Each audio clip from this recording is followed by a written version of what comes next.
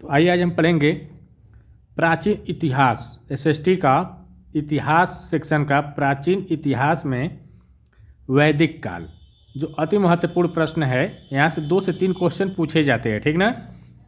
तो आइए हम देखते हैं प्रश्न नंबर 1। ऋग्वेद में कुल कितने मंडल है?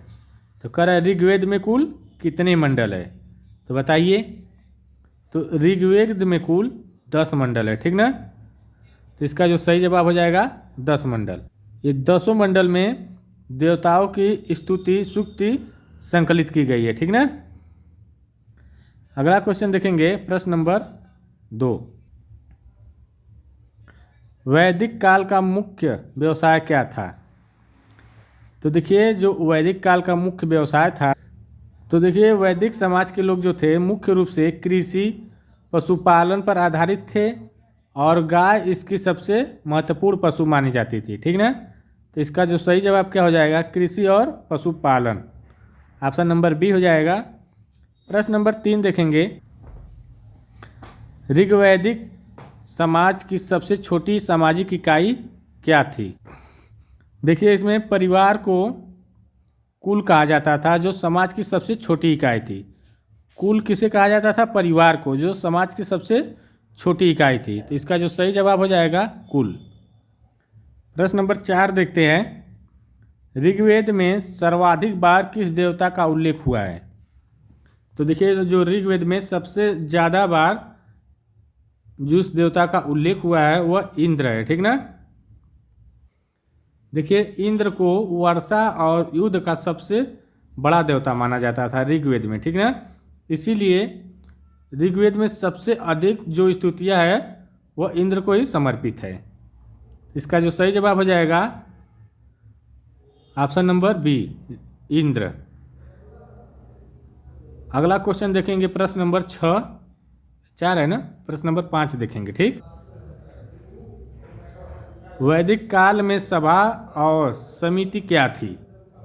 देखिए, जो सभा और समिति जो थी वैदिक काल की सबसे महत्वपूर्ण लोकतांत्रिक संस्था थी, ठीक ना। तो इसका जो सही जवाब क्या हो जाएगा? प्रशासनिक परिषदें थी, ऑप्शन नंबर बी करेक्ट हो जाएगा। अगला क्वेश्चन देखेंगे, प्रश्न नंबर 6। वैदिक काल में राजा को क्या कहा जाता था?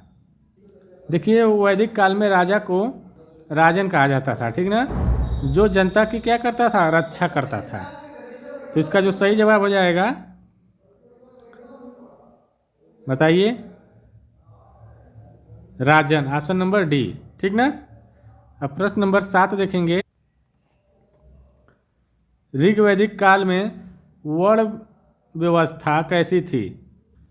देखिए, उस समय जो प्रारंभिक वैदिक काल में जो वर्ण व्यवस्था थी वह कर्म आधारित और लचीली थी, ठीक ना। कर्म के आधार पर लचीली थी। तो इसका जो सही जवाब क्या हो जाएगा? लचीली थी, ऑप्शन नंबर सी। प्रश्न नंबर 8 देखेंगे, वैदिक काल में शिक्षा का मुख्य उद्देश्य क्या था?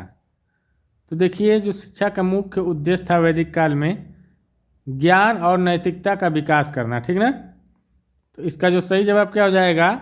ज्ञान और नैतिकता का विकास करना यहाँ की वैदिक काल में शिक्षा का सबसे प्रमुख उद्देश्य था।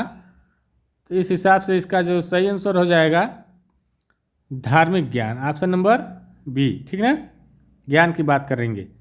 प्रश्न नंबर 9 देखेंगे, ऋग्वैदिक काल में प्रमुख नदी कौन सी थी? तो देखिए, जो ऋग्वैदिक काल में जो सबसे प्रमुख नदी थी वह सरस्वती थी, ठीक ना। ऋग्वैदिक काल में सरस्वती नदी को सबसे पवित्र और महत्वपूर्ण माना गया था, ठीक।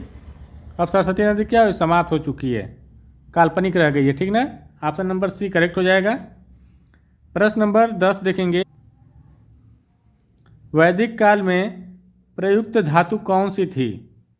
देखिए, वैदिक काल में किस धातु का प्रयोग ज़्यादा होता था, ठीक ना। तो तांबा का होता था। इसका सही जवाब तांबा हो जाएगा। देखिए, लोहे का जो उपयोग हुआ वो बाद में हुआ, ठीक ना। अगला क्वेश्चन देखेंगे। देखिए, क्वेश्चन देखने से पहले हम थोड़ा सा आप लोगों को कुछ महत्वपूर्ण बातें बता दे रहे हैं, परीक्षा बिंदु के से बहुत महत्वपूर्ण है। देखिए वैदिक काल में ऋग्वैदिक काल जो है सरल जीवन पशुपालन लोकतांत्रिक संस्था थी, ठीक ना। ऋग्वैदिक काल में सरल जीवन पशुपालन और लोकतांत्रिक संस्था थी, ठीक। और उत्तर वैदिक काल में कृषि वर्ण व्यवस्था कठोर राजशक्ति मजबूत थी, ठीक ना। वह उत्तर वैदिक काल में कृषि वर्ण व्यवस्था कठोर थी और राजशक्ति मजबूत थी, ठीक। आइए अब देखते हैं प्रश्न नंबर 11 देखते हैं। ऋग्वैदिक काल में 20 शब्द का क्या अर्थ था। तो देखिए जो 20 शब्द का जो अर्थ था उस समय कई कुल मिल करके एक 20 बनाते थे, ठीक ना। वह 20 जो है प्रमुख 20 पति कहलाता था, ठीक ना। कई समूह मिल करके, कौन सा समूह, कुल समूह, ठीक ना। कई कुल समूह मिल करके एक 20 बनाते थे। उस 20 को हम उस समय विस्पति कहते थे, ठीक ना। हम नहीं कहते थे, उस समय के लोग कहते थे, ठीक ना। तो इसका जो सही जवाब हो जाएगा ऑप्शन नंबर सी, कुलों का समूह। अब प्रश्न नंबर 12 देखेंगे।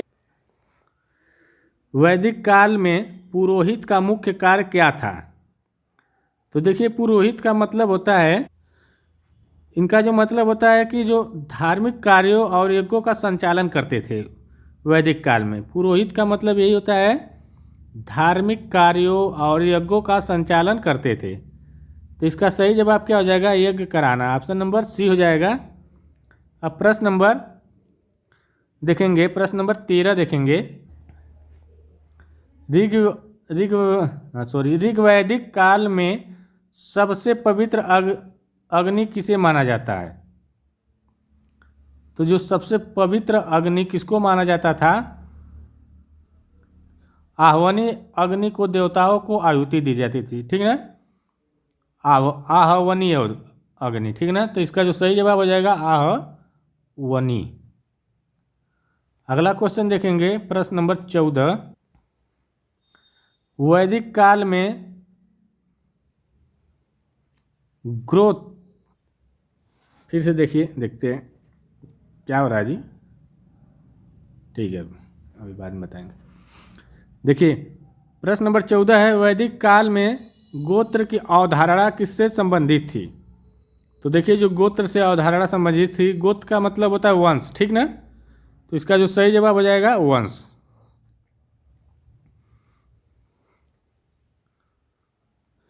देखिए जो गोत्र था वह व्यक्ति के वंश और ऋषि परंपरा को दर्शाता था उस समय, ठीक ना। प्रश्न नंबर 15 देखेंगे। ऋग्वेद में दास और दस्यु किसके लिए प्रयुक्त होते हैं। देखिए दास और दस्यु का प्रयोग उस समय किया जाता था आर्यों का विरोधियों के लिए, ठीक ना। तो इसका जो सही जवाब क्या होगा, आर्यों के शत्रु माने जाते हैं, जब विरोधी है तो शत्रु माने जाएंगे। प्रश्न नंबर 16 है, वैदिक काल में कर को क्या कहा जाता था। तो देखिए वैदिक काल में जो कर जो होता था, कर का मतलब बलि, राजा को दिया जाने वाला कर को क्या कहा जाता था, बलि कहा जाता था। इसका सही जवाब ऑप्शन नंबर बी हो जाएगा। अगला क्वेश्चन देखेंगे, प्रश्न नंबर 17। ऋग्वैदिक समाज में महिलाओं की स्थिति कैसी थी। देखिए उस समय महिला की स्थिति कैसी थी, महिलाएं सभा में भाग लेती थी और शिक्षा भी प्राप्त करती थी, ठीक ना। तो इसका मतलब है कि उस समय की महिलाएं को सम्मानजनक तरीके से देखा जाता था। तो ऑप्शन नंबर सी हो जाएगा। अब प्रश्न नंबर 18 देखेंगे। वैदिक काल में शिक्षा का माध्यम क्या था। तो देखिए वैदिक काल में जो शिक्षा का माध्यम जो था यह श्रुति परंपरा पर आधारित था, ठीक ना। किस पर आधारित था, श्रुति परंपरा पर। इसका मतलब हो गया मौखिक। ऑप्शन नंबर सी हो जाएगा। अब प्रश्न नंबर 19 देखते हैं। उत्तर वैदिक काल में कौन सा धातु प्रचलन में आया? देखिए कह रहा है उत्तर वैदिक काल में कौन सा धातु प्रचलन में आया। ऋग वैदिक काल में क्या था? तांबा का प्रयोग होता था। उत्तर वैदिक काल में प्रचलन में वो क्या आया? लोहा आया। ठीक ना, इसका जो सही जवाब लोहा आया। लोहे से लोग फिर कृषि में प्रयोग करने लगे। ठीक। प्रश्न नंबर 20, वैदिक काल में सभा का मुख्य कार्य क्या था? तो देखिए वैदिक काल में जो सभा का मुख्य कार्य था, सभा में प्रशासन और न्याय से जुड़े निर्णय लिए जाते थे। ठीक ना, तो इसका जो सही जवाब हो जाएगा प्रशासनिक और न्यायिक, ऑप्शन नंबर सी। प्रश्न नंबर देखेंगे 21, ऋग्वेद के किस मंडल को परिवार मंडल कहा गया है?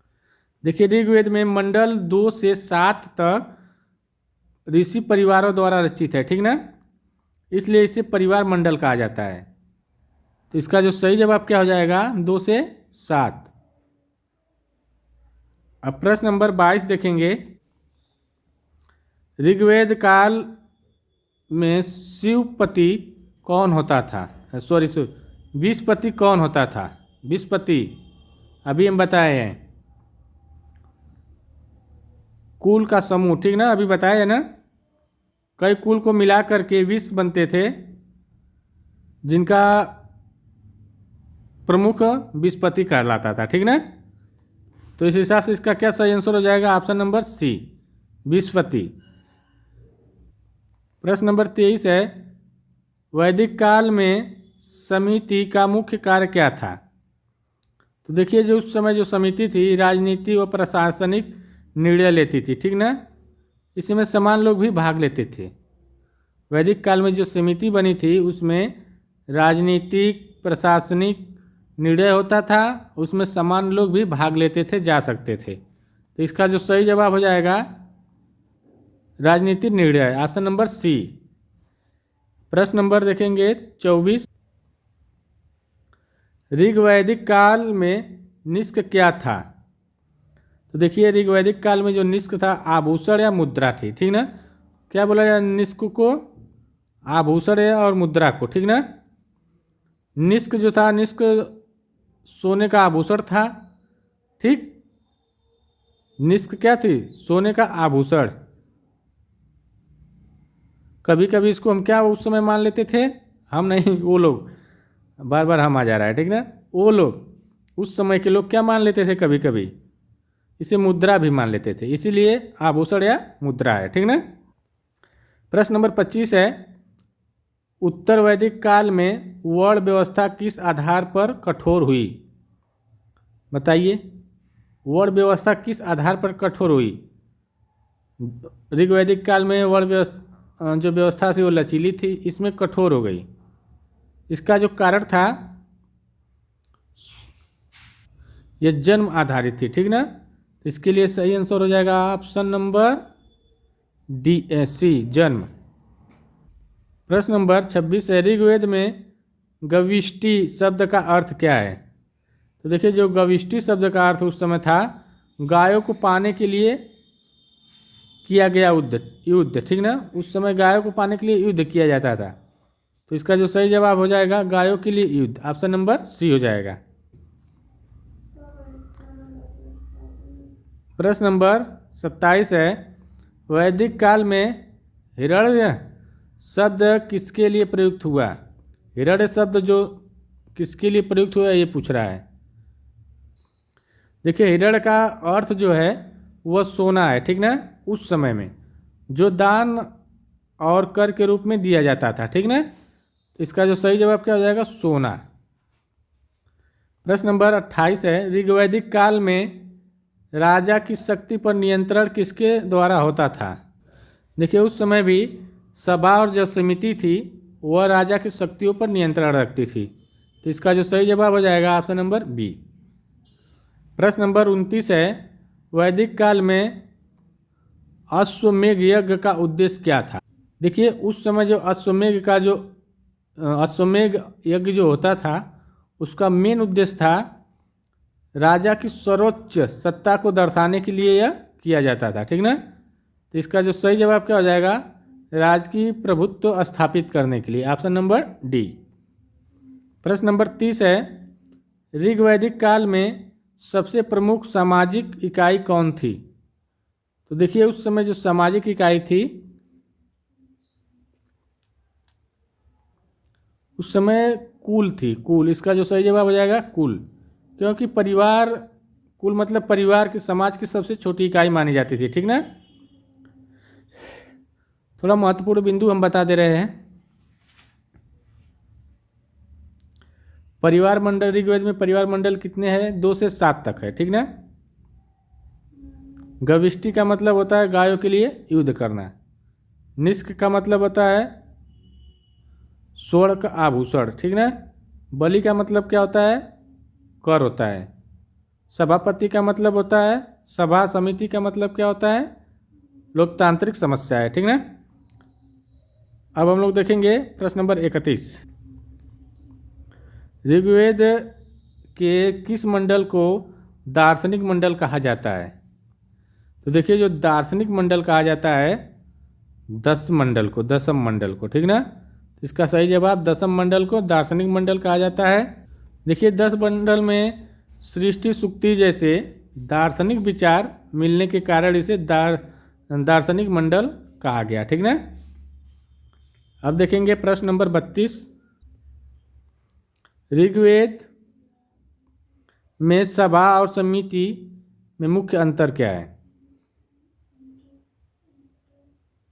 देखिए जो सभा होती थी उस समय वह वरिष्ठ लोग रहते थे, बुजुर्ग लोग, बड़े लोग, ठीक ना। और जो समिति होती थी उसमें सामान्य जनता भी जा सकती थी। तो इसका जो सही जवाब क्या हो जाएगा, सभा वरिष्ठों को, सभा वरिष्ठों की और समिति सामान्य जनता के लिए, ऑप्शन नंबर बी हो जाएगा, ठीक। प्रश्न नंबर 33 है, उत्तर वैदिक काल में किस ग्रंथ में वर्ण व्यवस्था स्पष्ट उल्लेख मिलता है। तो देखिए ऋग्वैदिक काल में, ठीक ना, ऋग्वेद में स्पष्ट मिलता है, ऑप्शन नंबर ए। ऋग्वेद में पुरुष सूक्ति के 4 वर्णों में बांटा गया है, ठीक ना, ये ध्यान रहे। अब प्रश्न नंबर 34 देखेंगे, ऋग्वैदिक काल में अतिथि को क्या माना जाता है। तो देखिए ऋग्वैदिक काल में अतिथि को देवता मानते थे लोग, ठीक ना। अतिथि देवो भव, अभी भी आता है ना, अतिथि देवो भव, तो देवता मानते थे। प्रश्न नंबर 35 है, वैदिक काल में विदथ का क्या अर्थ था, विदथ का क्या कार्य था। विदथ का मतलब क्या होता है। देखिए जो विदथ उस समय थी वह सबसे प्राचीन वैदिक सभा थी, ठीक ना, जिसमें क्या होता था कि धार्मिक और सामाजिक विषयों पर चर्चा होती थी, ठीक ना। तो इसका जो सही जवाब हो जाएगा धार्मिक और सामाजिक सभा, ऑप्शन नंबर बी। अगला क्वेश्चन देखेंगे प्रश्न नंबर 36, उत्तर वैदिक काल में भूमिदान की प्रथा को क्या कहा जाता था। तो देखिए उस समय भूमिदान की प्रथा को ब्रह्मदेव कहा गया, ठीक ना, ऑप्शन नंबर सी। प्रश्न नंबर 37, ऋग्वैदिक काल में पढ़ी किससे संबंधित थी। तो देखिए व्यापारिक वर्ग से, ठीक ना। प्रश्न नंबर 38 है, उत्तर वैदिक काल में शिक्षा का केंद्र क्या था। देखिए उस समय जो शिक्षा होती थी आश्रम में और गुरुकुल में। प्रश्न नंबर 39 है, वैदिक काल में समुद्र शब्द का क्या अर्थ है। तो देखिए वैदिक काल में जो समुद्र का अर्थ होता था जलाशय, विशाल जल राशि, ऑप्शन नंबर सी। प्रश्न नंबर 40 है, वैदिक काल में सबसे पहले किस वेद की रचना हुई। तो देखिए जो सबसे पहले उस समय वैदिक काल में ऋग्वेद की रचना हुई थी, ठीक ना। वीडियो अच्छी लगे चैनल को लाइक शेयर सब्सक्राइब करें। अब मिलते हैं अगले वीडियो में, तब तक के लिए नमस्कार।